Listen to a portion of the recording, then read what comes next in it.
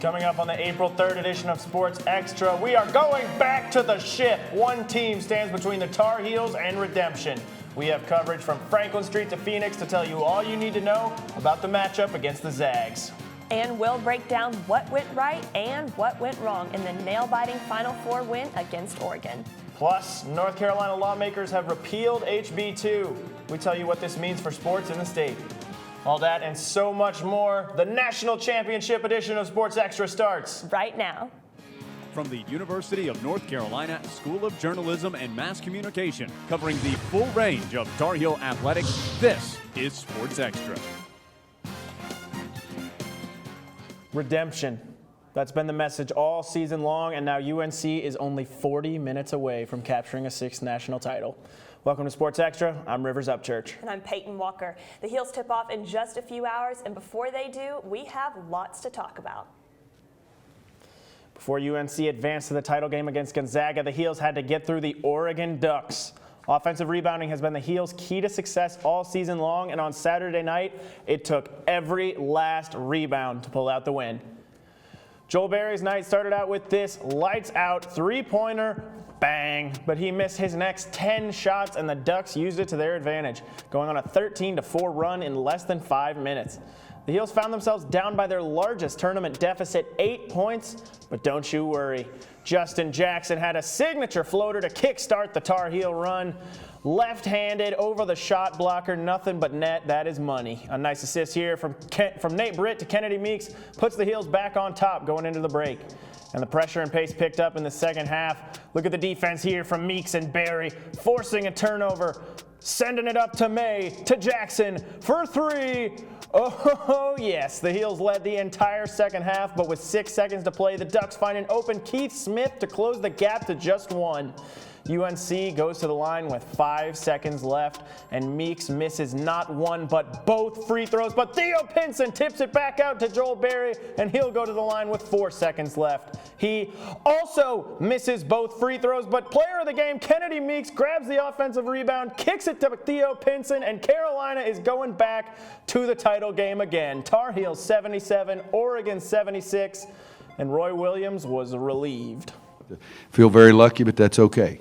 It doesn't make any difference. We're still one of two teams playing on Monday night. But the main thing is my teammates kept me involved. I got down on myself when I missed the 2 free throws because that definitely could have been good for us. But my main focus was if Joel missed the second free throw, hit the offensive glass hard. Jordan Bell kind of went in a little more than I thought he would. So I just got behind him and the ball fell in my hand. Before we dive any deeper into what we expect tonight, we have Lindsay Sparrow here to tell us what brought the Heels and the Bulldogs to the final game. Peyton, it was quite a wild weekend for the Heels, but before we get to that, let's take a look at the first Final Four matchup on Saturday night. The other Carolina took on the Gonzaga Bulldogs, but those underdogs were not going down without a fight. Late in the game, South Carolina went on a 16-0 run to fight back and take the lead. But you know what? Bulldog freshman Zach Collins was not going to give up his first chance at a title. He drains a quick three here. And after a few feeds down low, the Zags hold on for a 77-73 win, advancing to their first ever national title game. And as the Zags celebrated, the Tar Heels and Ducks took the stage. And for North Carolina, Kennedy Meeks took home the Oscar for best performance.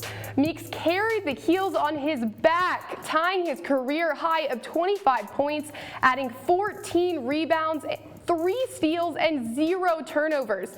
Those 14 boards move him up to 5th in UNC history with 1,042 career rebounds, passing that monster Bryce Johnson.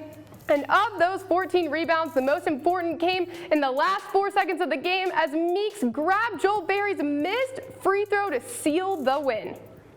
And Coach Roy Williams has said several times this season his 11th commandment is thou shalt box out.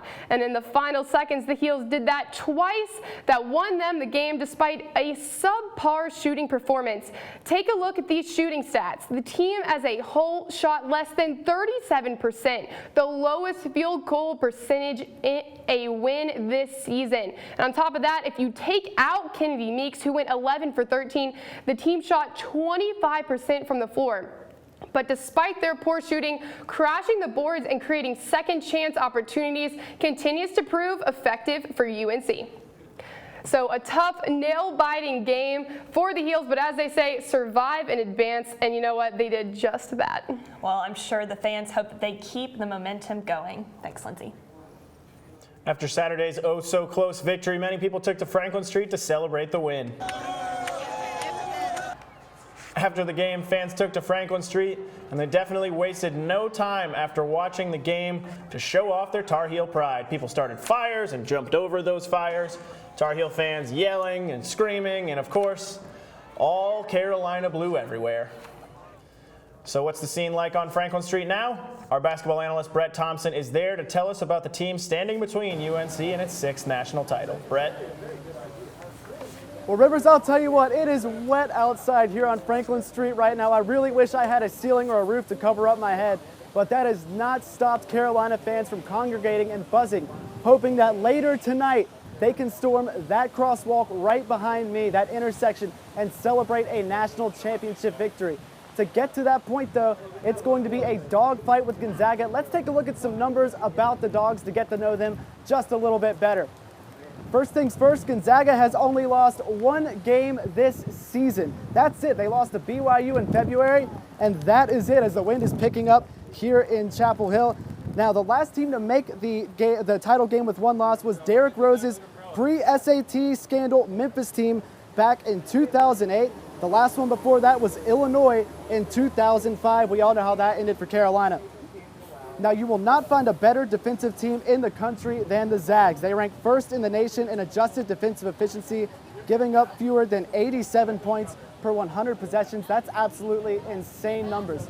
But what is more insane, in my opinion, is the number that pops out to me, and that is that Gonzaga gets almost 31 defensive rebounds per game. That's second in the country, and that could negate the biggest advantage UNC has had all year over opponents. That's the offensive glass. So you know that Gonzaga's good. You know that they deserve to be in this title game. They should not be overlooked. But what is it that makes them such a juggernaut? In part, it's that 7-foot front court tandem of Shanette Karnowski and Zach Collins. Karnowski has all of the looks of a bull and the China shot player, but do not let that deceive you. He can play absolutely beautifully in the post as a traditional big man, scoring more than 12 points per game and using that gigantic frame with some sneaky footwork to give you buckets on the block. Collins, meanwhile, gets it done on the defensive end. The talented freshman averaged 3 blocks per game in the tournament, including 6 against South Carolina on Saturday night. Now, the Zags have some great backcourt talent too, including a Cousy Award finalist and Nigel Williams-Goss. Williams-Goss leads the Zags in points with 17 points per game. He can also distribute beautifully to the talent surrounding him, and I fully expect Roy Williams to throw either Justin Jackson or Theo Pinson at him to slow him down. But on the defensive end of things, he's going to be a problem for a hobbled Joel Berry when Carolina's got the ball, especially considering Berry's recent shooting struggles. Now listen, no matter how you slice it up, this is going to be a competitive game between two evenly matched teams who deserve to be here. They're both experienced, they're both deep on the bench, and they're both hungry, trying to stake their claim and etch their names in history as the 2017 national champions. I know I'm excited, but I do also know that it is going to be a long 4 hours, a long and wet 4 hours here on Franklin Street as fans wait for tip-off in Phoenix. Rivers, back to you. Wet live, get it? As basketball analyst Brett Thompson live on Franklin Street, waiting for what Heels fans hope will be the ultimate reason to rush Franklin. So that's the Carolina perspective on Gonzaga. For what the Bulldogs had to say about the keys to the matchup against the Heels, here you go. Transition, obviously. I mean, it's going to be the biggest challenge, getting back and just, they're so fast and they're so good at it. And then, obviously, keeping them off the glass. I think it's going to be, a lot of big bodies hitting around. He's a big guy like me, like you said. He likes to play back to the basket a lot. So, obviously, I'll try to stop him from going to his moves. Reporter Paul Beam has been in Phoenix since Tuesday and has gotten to know the area. So I guess that can only mean one thing. It's time for this season's final installment of Heels on the Bus. I must be having deja vu because UNC is back in the Final Four. and I think the 2009 National Championship team can speak for the 2017 team to the entire college basketball world. Remember us? Phoenix is a cool place, and if you're in Arizona, you have to go see the Grand Canyon. Oh man, just look at those views. And the canyon in the background is pretty nice, I guess. Next up on the Phoenix tour, we'll head to the world's largest musical instrument museum. This museum has instruments from more than 200 countries, and because they allow you to play some of them, I got in on the act.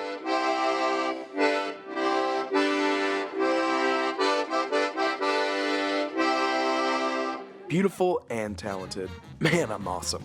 Hey, we're in spring training country, so let's go watch some baseball. The Arizona Diamondbacks play at Chase Field, and Chase is known for its interesting take on ballpark food, so I tried one of their creations, a ham and cheese pretzel baguette.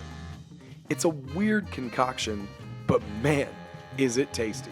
Alright, I've carbo loaded, so let's go take care of business. Wow, University of Phoenix Stadium is breathtaking.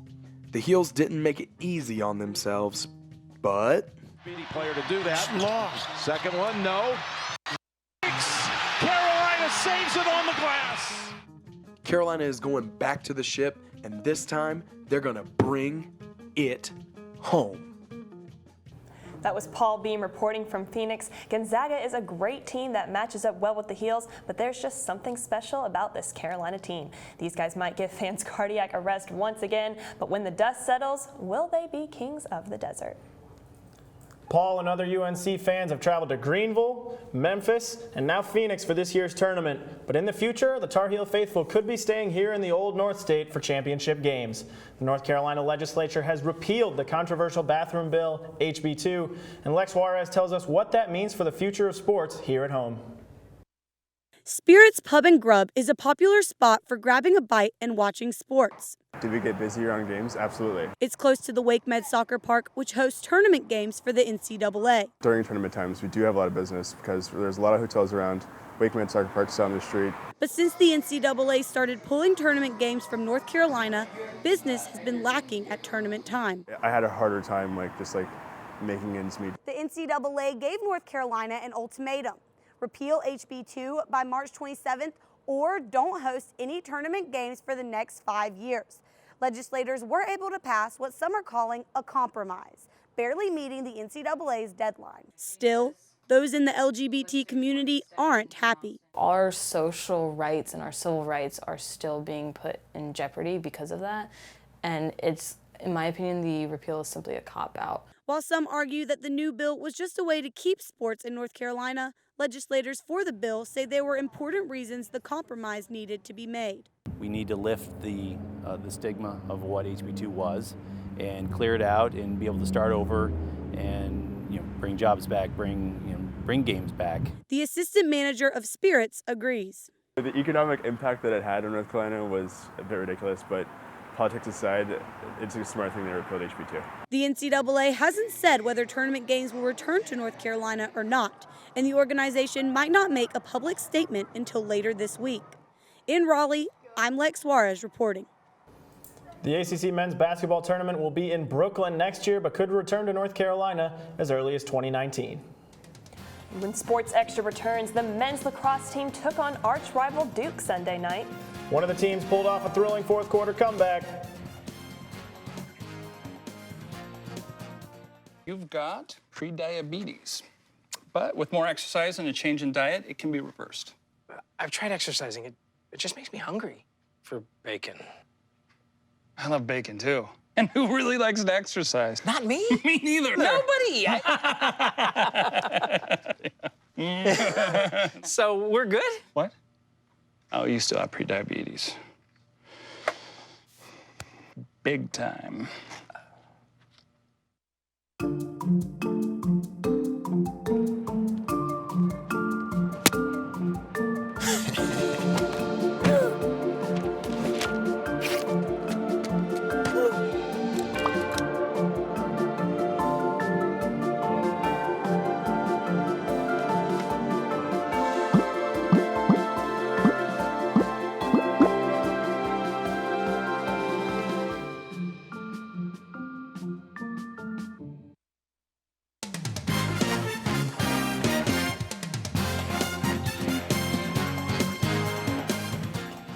Peyton, you know, it may be hard to believe, but there are other sports going on at Carolina besides basketball right now. It was a big weekend series for the Diamond Heels as Carolina went down to Tallahassee to take on Florida State in a top 10 matchup.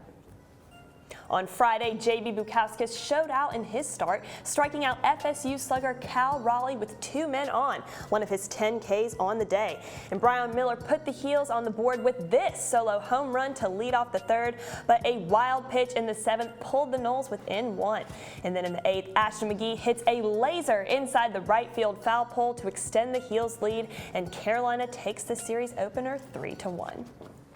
Game 2 was a different story as the Heels remained hitless until a game-tying single from freshman Michael Bush in the top of the 9th.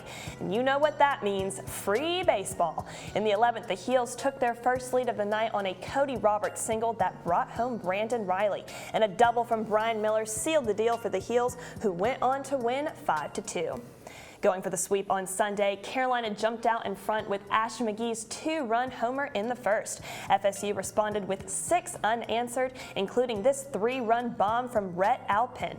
But this 2-run shot from Michael Bush put the Heels up for good as they compete the sweep with a 9-7 victory. Carolina is now 22-6 and 9-3 in the conference. The defending champion men's lacrosse teams took on Duke last night in a Tobacco Road rivalry at a packed Fetzer Field. The Heels opened the game on fire, scoring the first 3 goals on their way to an early 6-1 lead in the second quarter. But that lead would not last. The sun went down, the lights came on, and Duke dominated the second half. The Devils win this one 12-8, and the Heels take their 4th L in their past 5 games. In better UNC lacrosse news, the second-ranked women's lacrosse team continued its winning streak after dominating at number 12 Notre Dame on Sunday. The Tar Heels quickly scored first, but Notre Dame was not backing down and briefly took the lead. With the game tied at 5, Carolina went on an 11-4 run to end the game, led by a game-high 4 goals from Molly Hendrick. A sweet victory for the Tar Heels and a not-so-lucky game for the Irish, as Carolina takes this one 16-9. After getting off to a dreary start, the Carolina softball team got it together to salvage a series win against the Virginia Cavaliers. After the umps and UNC coach Donna Papa argued about the rainy start, UVA's offense attacked early, taking a 3-0 lead heading into the bottom of the 3rd. UNC rallied with 4 runs to take the lead, but UVA tacked on another 7 runs and took the series opener 10-4. UNC's bats responded on Saturday with the Heels totaling 10 hits on the day. Carolina exploded for 8 runs in the 6th, and it was Katie Bailiff who ended the game with a grand slam, giving the Heels the 12-1 Mercy Rule victory. And on Sunday, the Heels registered 13 singles, including this one by Taylor White to right center, scoring Leah Murray from second base. And Kendra Lynch gave Carolina the lead for good in the 5th with this infield single, sending Haley Cole home. And Brittany Pickett finished the game with another 3 scoreless innings. Carolina wins 8-7 for its 4th consecutive series win. After 2 years of watching from the dugout, one Carolina softball player is back in the game and back behind the plate. Our Elena Pirtle has the story. Erin Sugg wanted to play college softball her whole life, but not at just any school. Carolina softball has always been the dream. It was the best day ever getting to tell my dad that we had made Carolina softball. During her senior year of high school, Sugg started having sharp abdominal pain. 3 different doctors couldn't figure out the cause, so she decided to just deal with the pain. I was just physically in so much agony. It didn't take long for her declining health to affect her athletic performance. I knew that I had so much more potential, and not living up to that was really hard. I had lost my passion and love for the game, so we just decided it was best for me to step down and stay with the team on staff as a manager, but that my health just needed to get in order first. The change was hard. I really struggled with where my identity was because I had always identified as an athlete, and then not playing anymore, I felt like a failure. The summer after her freshman year, Sugg went to yet another doctor who diagnosed her with severe Crohn's disease. It was just a whole weight lifted off my shoulders, finally having an answer. I had no intention of ever coming back and playing. Then my senior year, they asked me to come back, and I was just so humbled. Suggs says the team has been so supportive and she's loving the game again. It's so wonderful just being able to finish out where I started. I found freedom in the sport because I really needed to re-identify, instead of an athlete, as a Christian and in my faith. With the softball team off to one of the best starts in program history, Sugg made her comeback at the perfect time. In Chapel Hill, I'm Elena Pirtle reporting. You can watch Sugg and the Heels on Tuesday as they host the Longwood Lancers in a doubleheader at Anderson Stadium. Up next on Sports Extra, the football team might be in the offseason, but the grind never stops. We go inside the life of a Tar Heel off the gridiron. Hey, look, it's those guys. Are you good to drive? I'm fine. How many did you have? I should be fine. You should be. Go and step out of the vehicle for me. See ya, buddy. Good luck. So turns out, buzz driving and drunk driving, they're the same thing, and it costs around $10,000. So not worth it. I rescued Toast from a shelter in 2011. I love Toast because she's a lazy diva. Toast does whatever she wants, obviously. She's sleeping right now. She's an epic snuggler. She's so comforting. She's so loving. Toast makes me laugh. When I walked into the shelter, I knew right then that she was special.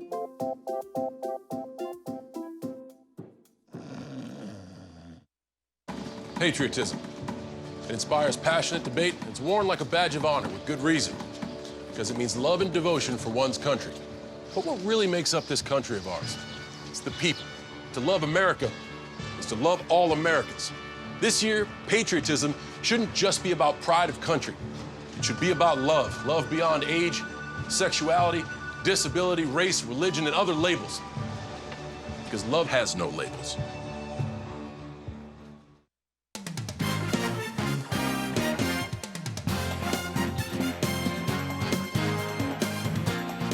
The red-hot and 11th-ranked UNC men's tennis team took on the Miami Hurricanes at home on a windy Friday afternoon. Carolinas took the double to points up 1-0, and then in singles, the Tar Heels were a force to be reckoned with. Jack Murray dominated his opponent 6-1, 6-0 to put UNC up 2-0. Robert Kelly won his match to bring the Heels within a point of the team win, and Blaine Boyden sealed the victory for UNC. The Heels improved to 17-2 on the season with the 6-1 win against Miami. In their Sunday match against the Noles, the Heels once again took the double point and dominated in singles, winning 4 out of the 6 single matches. The Heels secured their victory early. Jack Murray fought hard in his match to help lead UNC to a victory, and Robert Kelly clinched his win after a tiebreaker to decide the second set. In the end, UNC served Florida State a 5-2 defeat. In women's tennis, 4 Heels weren't ready for 10th-ranked Georgia Tech. The women's tennis team felt the sting on Saturday, losing to the Yellow Jackets by a point. After the Heels lost doubles, number 2-ranked Haley Carter started off strong and fought through a difficult injury to get a win on court 1. The same couldn't be said for courts 4 through 6. 3 Tech victories sealed the win for the Yellow Jackets, 4-3 against the Heels. Now that it's April, the NFL Draft is less than a month away. Former Carolina quarterback Mitchell, don't call me Mitch Trubisky, could hear his name called early on April 27th. A panel of CBS analysts have Trubisky going as high as number 2, but also as low as number 25. Sports Illustrated projects the Jets will draft Mitchell with the 6th overall pick, but the most common prediction is that the Browns will take Myles Garrett with the 1st overall pick and then take Trubisky with their 2nd pick at number 12. Football players like Trubisky, Ryan Switzer, TJ Logan, they're among some former Tar Heels who are preparing for the next level. But what do college players do in their off-season free time? Tierra Marsh shows us the softer side of some of Carolina's gridiron gang. Some know him as Queso. And if you're a UNC football fan, then you probably know him as linebacker number 23. But there's more to Junior Cason Collins than hard-hitting tackles. Drawing and painting I've been doing since I was probably about 5 or 6. Making beats, I've been doing that for probably about the last 6 months. 2 hobbies that Collins taught himself. ultimately, it's the enjoyment of creating something out of nothing that intrigues him. So what's the ultimate dream? Pro football. And on the side, the art options are endless. Being like a tattoo artist or something like that, because I've drawn all of my tattoos. Tattoos like this. There's 3 roses for my mom, my grandma, and my great aunt. 3 most important women in my life. The thought of being a tattoo artist initially didn't come to mind. And it was one day I drew on myself with a pen, and it looked like a tattoo. And everybody thought I had a huge tattoo on my forearm. And I was looking down, and I was like, damn, I could really do that. His art and beats will remain hobbies as he continues to focus on football. But it's clear that Collins has the strength of an athlete and the flair of an artist. In Chapel Hill, I'm Tiara Marsh, reporting. Call him Triple Threat Collins. You can catch him and the rest of the Tar Heels when they return to Kenan Stadium for the annual spring game this week. When we come back, well, we got a little more basketball to talk about, Peyton. And we give you our expert predictions with tip-offs less than 4 hours away.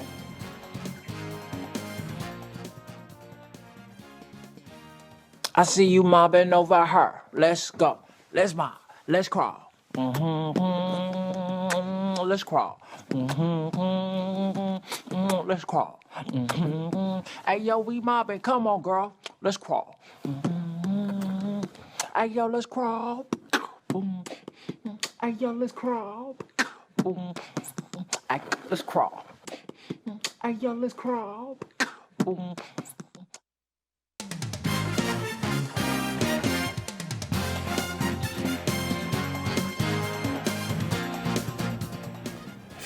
If you're not already pumped up for tonight's game, we might have to check your pulse. Or we can just show you this video by our very own Michael Coe. The court with Archie Diacono. 3 seconds at midcourt. Jenkins gives it to Jenkins for the championship.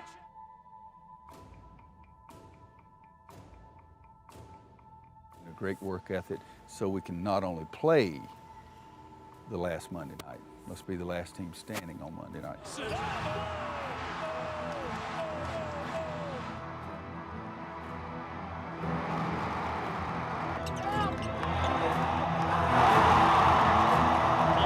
Out to Barry, he's feeling it. Give him another 3. Tar Heels will cap their ACC regular season championship with the sweetest win of the year.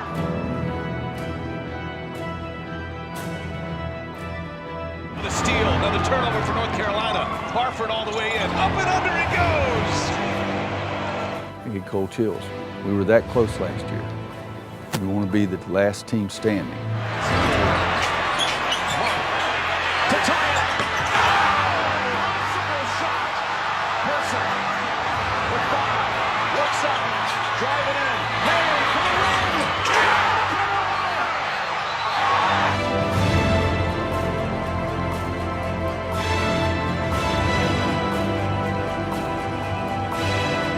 Right here, I look around, we're good enough to win a national championship, and that's one of our goals.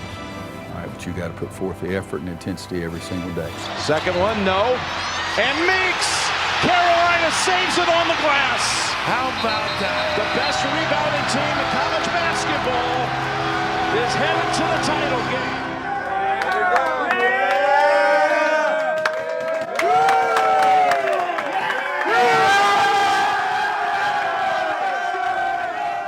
I think Heels fans are now about as hyped as they can get. Now let's go around the horn for some predictions about tonight's big game. Lindsay Sparrow, you're first. Hands down, I got the Heels winning this all. No big, scary Eastern European big man can stop the Heels tonight. They're ready for some redemption. All right, Brett Thompson live on Franklin Street. What you got? Are you kidding me? Do you think I'm going to stand out in the rain and pick Gonzaga over North Carolina? Not a chance. Carolina 82, Gonzaga 76. Peyton, who you got and why? Well, I'm thinking since it's the 35th anniversary of Jordan's iconic championship shot against Georgetown back in 1982, I'm thinking Heels all the way for tonight again. All right, and in honor of the greatest wrestler of all time retiring last night, Gonzaga, you will rest in peace. Carolina 100, Gonzaga 0. That does it for this edition of Sports Extra. Thanks for watching. Have a good night.